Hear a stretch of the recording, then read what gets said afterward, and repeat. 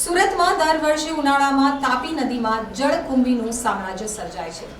નદીમાં પાણી નથી દેખાતું ત્યારે સમગ્ર નદી લીલીછમ દેખાઈ રહી છે।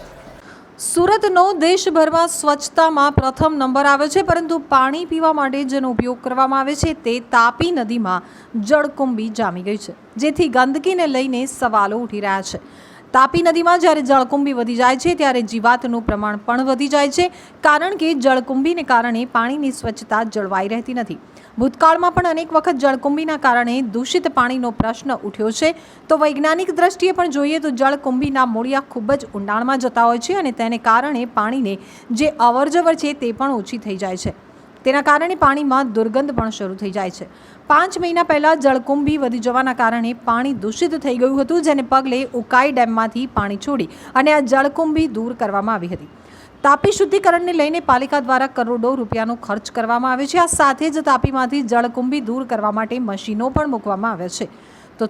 તો થોડા સમય પહેલાં વિપક્ષ દ્વારા મામલે આક્ષેપો કરવામાં આવ્યા હતા કે જળકુંભી દૂર કરવાના મશીનો ધૂળ ખાઈ રહ્યા છે। ઉકાઈ ડેમમાંથી પાણી છોડીને તાપી નદીમાંથી દૂર કરવામાં આવેલી જળકુંભી ફરી આવી ગઈ છે, જેને પગલે ફરી ઉકાઈ ડેમમાંથી પાણી છોડવું પડે તેવી શક્યતાઓ જોવાઈ રહી છે।